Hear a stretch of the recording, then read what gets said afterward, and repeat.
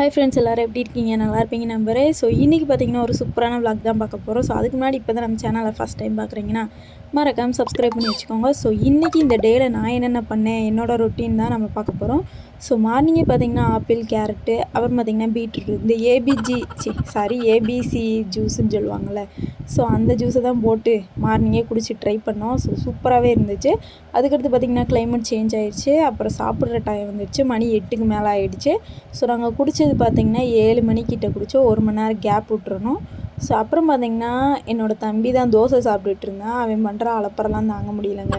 Video எடுக்கவும் கொஞ்சம் விளாண்டுட்டு இருந்தோம் நாங்கள் 2 பேருமே. ஸோ அது முடிச்சதுக்கப்புறம் இன்றைக்கி பார்த்திங்கன்னா எங்கள் வீட்டில் பக்திமயமாக பாட்டெலாம் ஓடிக்கிட்டு இருந்துச்சு. ஸோ அதையும் பார்த்துட்டு அப்படியே இந்த அழகர் பாட்டு கேட்கும் போதே நமக்கே அப்படியே ஒரு வைப்ரேஷன் ஆகும் பார்த்திங்களா, அந்த மாதிரி தான் எனக்கும் இருந்துச்சு. ஸோ அப்புறம் பார்த்திங்கன்னா எனக்கும் பசிக்க ஆரம்பிச்சிடுச்சு. அவனும் காலேஜ் கிளம்பிட்டான். ஸோ நானும் 2 தோசையை வச்சு அப்புறம் பார்த்திங்கன்னா சட்னியை வச்சு செம்மையாக சாப்பிட்டாச்சு. ஸோ சாப்பிட்டு கொஞ்சம் நேரம் கழித்து பார்த்திங்கன்னா குளிச்சுட்டு வந்துட்டேன். ஸோ நான் இன்றைக்கி பார்த்திங்கன்னா தலைக்கு தான் குளிச்சிருந்தேன். குளிச்சுட்டு செம்ம ஈரமாக இருந்துச்சா, போய் தலையெல்லாம் காய வச்சுட்டு கொஞ்சம் நேரம் வேடிக்கை பார்த்துட்டு இருந்தேங்க. ஸோ அதையும் பார்த்து முடிச்சதுக்கப்புறம் பார்த்திங்கன்னா தலை நல்லா காஞ்சிடுச்சு. ஸோ எங்கள் மம்மி தான் தலையை சீவி விடுவாங்க, அதுக்காக வெயிட் பண்ணிகிட்டு இருந்தேன். ஸோ அந்த கேப்பில் பார்த்திங்கன்னா அந்த சாக்கி இருக்குல்ல, ஸோ அதை தான் எடுத்து சாப்பிட்டுட்டு இருந்தேன். உங்களுக்கு இந்த சாக்கி பிடிக்குமா அப்படின்னு மறக்காமல் சொல்லுங்கள். ஸோ அதை உட்காந்து நல்லா சாப்பிட்டு முடிச்சுட்டு எங்கள் மம்மி தலையை சீவி விட்டாங்க. ஸோ போய் பக்திமயமாக சாமியெல்லாம் கும்பிட்டு அப்புறம் பார்த்திங்கன்னா நானும் கிளம்பிட்டேன். ஸோ எங்கே போகிறேன்னு பார்த்திங்கன்னா என்னோடய ஃப்ரெண்டு வீட்டுக்கு தான். ஸோ வழக்கம் போல் தான் இன்றைக்கும் தையல் கிளாஸ் கிளம்பியாச்சு.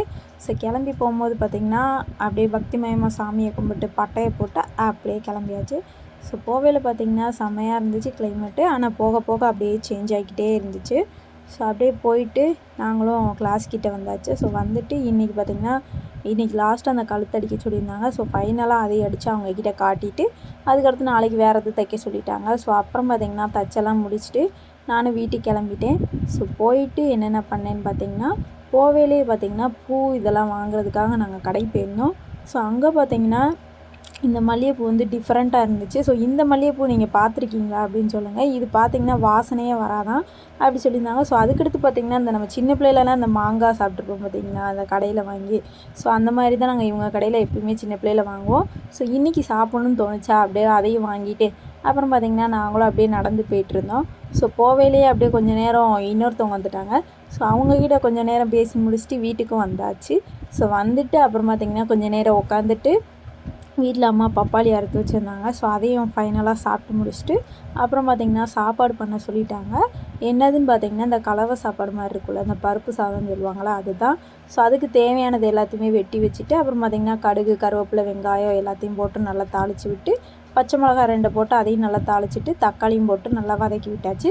ஸோ அப்புறம் பார்த்திங்கன்னா சாம்பார் பொடி, அப்புறம் பார்த்திங்கன்னா அந்த இது இருக்குதுல்ல பெருங்காயம், ஸோ அதையெல்லாம் போட்டு நல்லா கிண்டி விட்டதுக்கப்புறம் உப்பு அப்படியே போட்டு அதையும் நல்லா கிண்டி விட்டு தேவையான தண்ணியை ஊற்றிட்டு அப்படியே அரிசியை போட்டு ஃபைனலாக மூடி வச்சாச்சு.